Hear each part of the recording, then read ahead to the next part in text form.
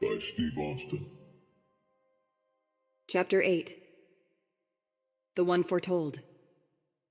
It is 10 o'clock in the morning on Saturday, the 23rd day of Dharma. Many personages of importance in Aeros had been summoned to the mid-morning meeting, most of whom had arrived the previous night. Audicum sat at the head of the controvisory table as the huge, ornately decorated room filled. Seated at his left hand was Jerone, Lieutenant Ranaman, and Denish. Across from them were Shanaeah and Darkinum.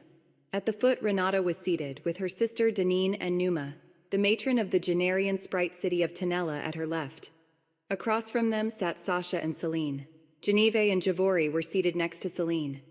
Toward the center of the table sat Nerub, the magistrate of Athersinth, one of the 4 great cities, along with his deputy magistrate Pontarus.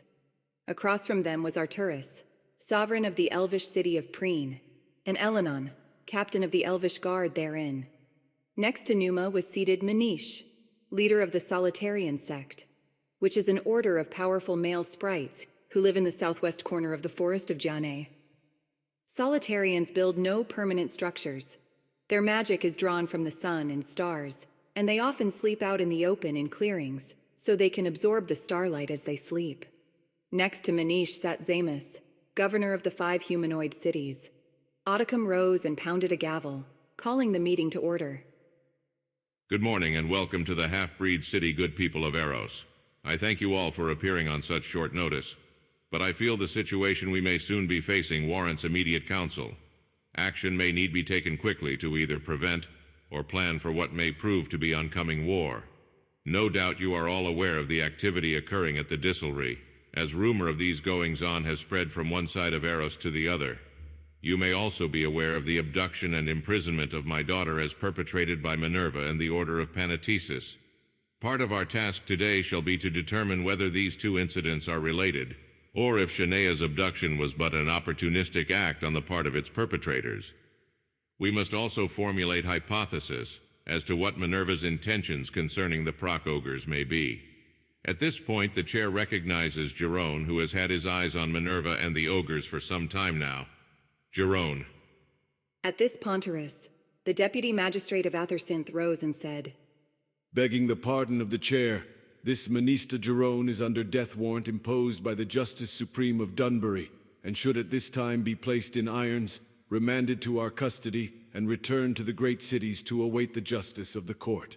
Deputy Pontarus, meaning no disrespect to the High Court of Dunbury, Jerone is my kinsman and a welcome guest in the half-breed city any time he should choose to venture here. As the jurisdiction of the Manista court does not extend beyond the breaking wall, no warrant against my brother shall be recognized or further entertained during this meeting, or ever in the city of Boniscus for that matter. Ladies and gentlemen, if we are to accomplish the task set before us today, we must set aside any prejudices that might exist. Should we war with each other, then we strike a blow to ourselves in Minerva's favor. And Nerub said, Pontarus, stay yourself. Our apologies to the chair, Audicum. Accepted. And once again we concede the floor to Jerone. As Audicum told you, I have done a substantial bit of intel work concerning Minerva, the Order, and the Ogres over the course of the last several years. Traffic, including members of Panatetian Parliament and Minerva herself, began to move between the distillery and Rorsch. The trips were infrequent at first, but the frequency increased at a steady ratio until a trip each fortnight was more common than not. This, of course, aroused my suspicions immediately, as witches and ogres have been sworn enemies since before time can remember. At first it looked as if some cut-out-the-middleman type of commerce was the root of the trips, as ox carts loaded with barrels of tonic water were being sent with the witches en route back to the distillery. This would cut out the merchants who usually picked up the barrels at Forepass Bridge, just east of Pandana, and carted them northward to the distillery and the 3 Noid cities further north. But now the witches were going directly to Rorsch, something merchants absolutely will not do. Carts laden with Marfo milk would return south to Rorsch, a trade supposedly. But why would this necessitate the presence of upper echelon witches? Simply to supervise a transfer of goods? Any adult witch could perform spells if needed to ward off thieves, not to mention their expertise in the use of Dussel darts. It didn't add up. As time passed, some of my operatives noticed that 6 witches made the journey to Rorsch, but to this day have not returned to the Disselry. Now Minerva has half a dozen middle echelon witches stationed permanently in the Ogre City. For what purpose? To facilitate commerce between the two races? Perhaps, but not likely, I would deem. Soon thereafter, each shipment to the Disselry would be accompanied by 12 to 15 ogres in chains. Were the ogres selling their own people into slavery, or were they being taken against their will? But even considering the hatred the Order had for that species, they had never bothered to imprison them before. They certainly had never allowed any ogre, much less a dozen at a time, to pass the Disselry's gates. And then the merchants who passed the Disselry on their way to the Noid cities to the north began to notice the tortured cries going up in the night air from inside. Traffic headed back to Rorsch soon began to include 12 to 15 ogres each trip. But these ogres were not bound in any manner. Ogres in chains headed north, returning south walking freely in the night air. Obviously, some change must have occurred during the ogre's stay at the witch castle. The evidence strongly suggests brainwashing. At this, Nerub interjected. Blessings inherent. The witches are training an army of Proc-Ogre to attack and subdue Aeros. So it would seem, Magistrate. That was my first suspicion, of course, and may well prove to be indeed what Minerva has planned. Yet if she is planning a war, why would she make no effort at all to hide the Order's activity? This makes little sense. Unless allowing the peoples of Aeros to be aware of the activities between the Disselry and Rorsch is intentional on her part. Minerva is quite cunning. So why is she exposing her doing so blatantly? Elenin, the elf captain, then offered his opinion. It would seem to be a diversionary tactic. If the Order is intentionally drawing attention to the Disselry and Rorsch, then there must be something secretively occurring elsewhere, or even occurring within the Disselry itself, something that Minerva wants to remain out of the sight of prying eyes. I have that very same feeling, Captain. In fact, I have spoken with a source very close to Minerva herself, who hinted that the crux of her plan is something more sinister than just declaring open war. Yet even with that piece of intel, Minerva still emerges with the upper hand at the moment, because she is aware, no doubt, that we will suspect she is hiding something. Yet she knows, just as we do, that we must extend a large portion of our energies preparing for what she has intentionally made to seem obvious. We must, regardless of what Minerva's plan may actually entail, prepare for war. Then Elenin asked, Who's this source of whom you speak? Might he be persuaded to divulge more of what you believe him to know? At this point, I think, for the good of all, the name of my source should remain hidden.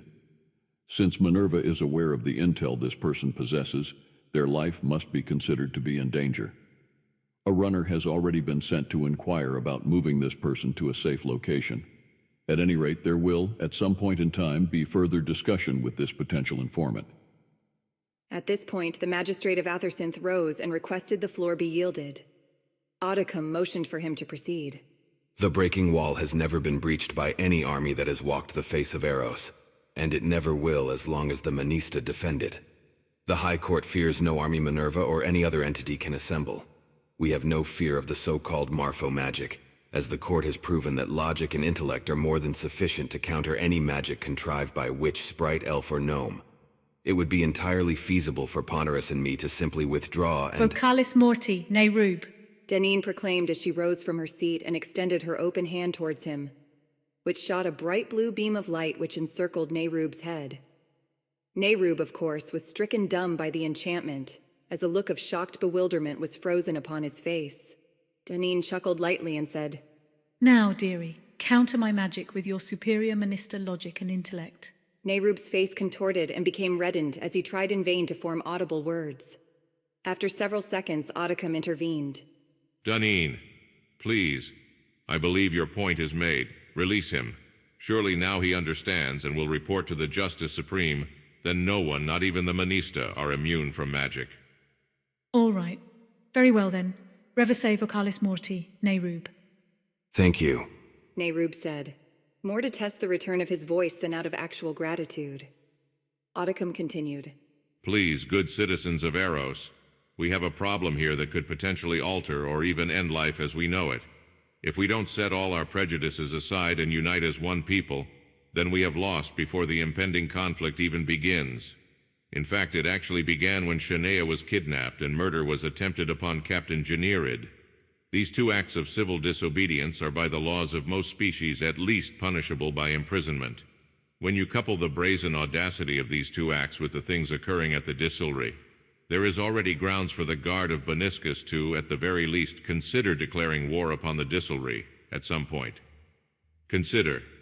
We must all consider if we are to join as one to stand strong against our adversaries, or do we let petty prejudices and overblown pride divide us, thus relieving Minerva of the burden of attempting that task herself. Javori rose and said, Well spoken, Oticum. At this time, if the chair will concede, the gnomish representatives here should much like to have an account from Shanaeah. Not specifics about the occurrences which transpired in the dungeons per se, but more so her thoughts and feelings about why Minerva felt it necessary to abduct and hold her in Rorsch. That is, if you are up to it, milady. The chair will indeed concede to the Chamberlain's request, echoing his stipulation that Shanaeah is comfortable discussing it this morning. Shanaeah rose. My comfort is of little consequence at this point. I must make whatever contribution I can to aid in staving off whatever despicable acts Minerva is attempting to set in motion. I spent the better part of yesterday and this morning between breakfast and this meeting in Splendetta. During my time in mental euphoria, certain things about my stay in the Rorschian dungeons took form and stood out to me. Foremost, I was not simply being detained. Steps were being followed which are standard in attempts to brainwash an individual. Proc ogres keep their prisoners in darkness. It aids in robbing an individual of the will to resist, but they usually bring a torch in when they enter a cell to perform their illicit acts upon their female prisoners. Yet I was kept in complete darkness for 3 days on end. The small grate, which was the only window to the outside, was covered during the day. It was kept so black in my cell that until Minerva visited me for the first time on day 4, torch in hand, they did not even bother attaching a condyle. Sensory deprivation is usually the first step in preparing a mind to be reprogrammed. I was also deprived of food and only given tiny sips of water during the first 3 days, another tactic used in preparation for reprogramming. When Minerva did come in on that 4th day, she made no concession about the fact that she would transform me into a loyal devotee of the Order. She wanted me as an underling to aid her in her plot. Were it otherwise, she certainly would have just had me killed and been done with me. But why did she want me? A novice elven sprite mage who could only work spells of basic and rudimentary function. For those of you who don't know, my education is in history, diplomacy, language, and battlefield tactics. I have never been formally schooled in magic. This Minerva surely knew, or she'd have had me condyled immediately upon my capture before I was ever brought to the dungeons. So what value did she see in me that she wanted to make use of? I think I have the answer to that now. When Minerva violated me that morning, she intended simply to assault me as another cruel gesture to further break down my willpower, but she was unaware that something passed from her to me aside from just ejaculate. I felt it at the time, but did not recognize it for what it was until I examined it under Splendetta earlier today. Even though I was condylized, that particular device seemingly lacked the ability to stop the transfer of power Minerva inadvertently blessed, or perhaps cursed me with. Since that time, Marfo spells have come to me at the moment I've needed to implement them. The Orgasmanial, and on a separate occasion, the suffix to exempt myself from it. Both materialized but a split second before I needed them. Danine tells me the spells I cast during my escape, which I had just learned from my aunt's tutelage through the tiny grate in my cell wall, carried immense power that no novice mage should or could command. Yet I dare say at this time I could cast the Marfo Madness spell, or the Climaxis Mortis, or any other spell Minerva has in her vast repertoire, with as much or most likely more accuracy and power than she herself. I would also venture that placing a condyle on me would be a useless and futile gesture now. I don't believe there is any spell or device in Aeros which can block my ability to absorb the source of my mage. As the euphoric state of Splendetta was waxing, An oracle approached and bid me partake of my first power commune. At that, I was suddenly snapped out of my euphoria, and the summons to this meeting was brought to me. All these properties of my new existence were revealed to me, yet I am still devoid of the answers to two vital questions. Why me? And why now? With that, I yield to the chair. As Shanaeah seated herself, Zamus, the governor of the 5 humanoid cities, rose and requested the floor. If the chair would yield, I have a question for the lovely sprite maiden. The chair recognizes the governor. Thank you, Lord Audicum. Milady, being humanoid, my understanding of magic and its workings is sketchy at best. Are there not others who have displayed a natural proclivity for the casting of spells aside from yourself? And if not, is there a discernible reason for your supposed extraordinary gifting? Dearie, I should like to field that question for you if you'd allow me. Certainly. Please do, Auntie Danine. My dear Zamus, yes. Of course, all sprites display a natural inclination toward the casting of spells. It is in our nature. But in my 412 years of existence, no one has ever, that I know of, displayed a natural inclination to the degree Shanaeah has. What she did in the dungeons of Rausch was so far beyond remarkable, there is no word to describe its magnitude, and with no prior tutelage. As for the latter part of your question, yes, there is speculation as to the reason for her distinctly amazing abilities, but it is at this point still just that, speculation. And what, pray tell, dear sprite, is the consensus of said speculation? If there is a reason for this sudden elevation of the lovely elven sprite's powers, I think it should be revealed to the concerned parties represented today. Fair enough. There is a prophetic book locked away in the Yester Library in the Minister city of Dunbury called the Loritanis. It tells of a being who shall obtain inexplicable power by means unfathomable. The prophecy therein states that the one foretold shall avail herself at a time when the fate of Aeros lies in the balance. There are other bits and pieces of the prophecy which have been handed down by my kindred from generation to generation, but access to the Loritanis is needed to confirm beyond a doubt the identity of the one foretold. Nerub interrupted. The Justice Supreme will never allow it. Even considering the present circumstances, he will not allow any of the ancient literature contained in the Yester Library to be consulted. Even should you steal his voice the way you did mine moments ago, he still would not compromise the principles of the High Court and allow a book laden with magical folklore to be perused. Jerome stood. The unwavering pride of my illustrious kindred. But perhaps I can help on that front. Before I was banished from the 4 cities, I secretly gained access to the Yester Library, and found myself drawn for some reason to a particular passage from the Loritanis. I translated a bit of the prophecy of the Ganaranese Book of Lore. Allow me to share it with you. Jerome pulled a parchment from his vest and began to read. As the sun shines through her wings, rays of prismatic beauty shall grace the ground surrounding her. She shall gaze down with her large sapphire eyes upon those she loves as they tend their gardens. She shall be beloved of the garden mage, exalted in their cities.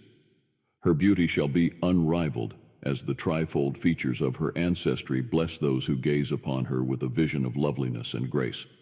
She shall encompass and master the mage of those who would oppose her with inexplicable ease, as well as that of her own people.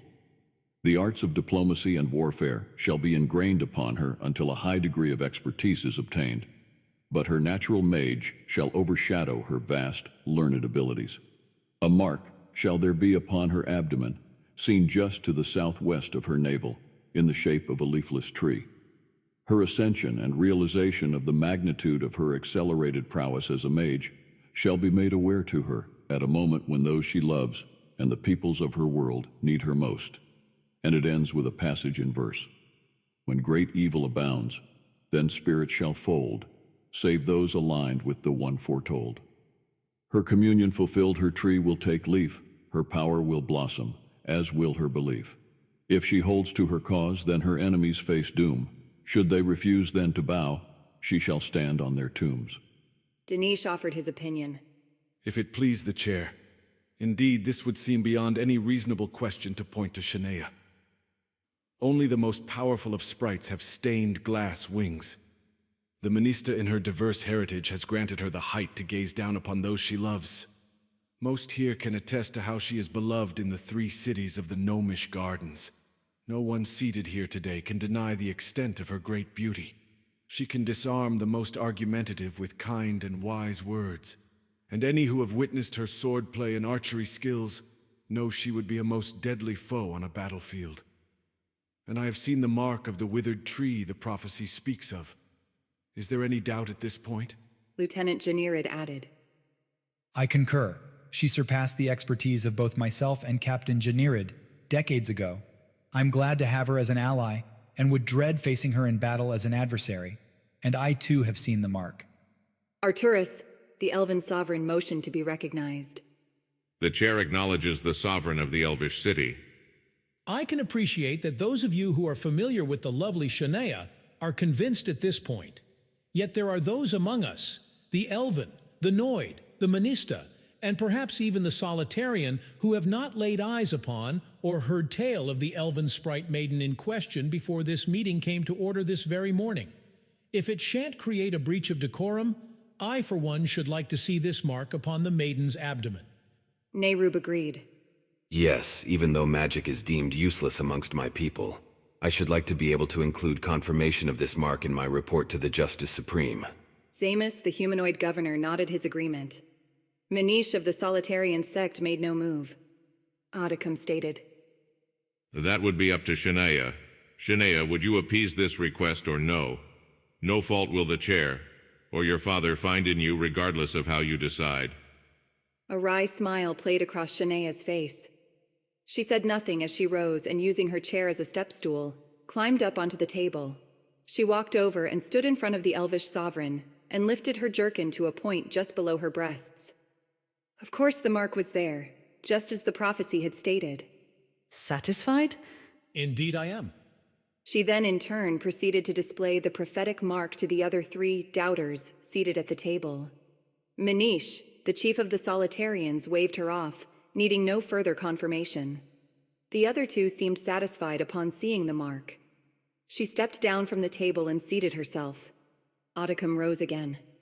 Now, if all are satisfied with the prophetic marking upon my daughter, we can proceed with the business at hand. How best to implement Shanaeah's talents, provided she is willing to allow us that privilege, is likely something that should be discussed at a later time.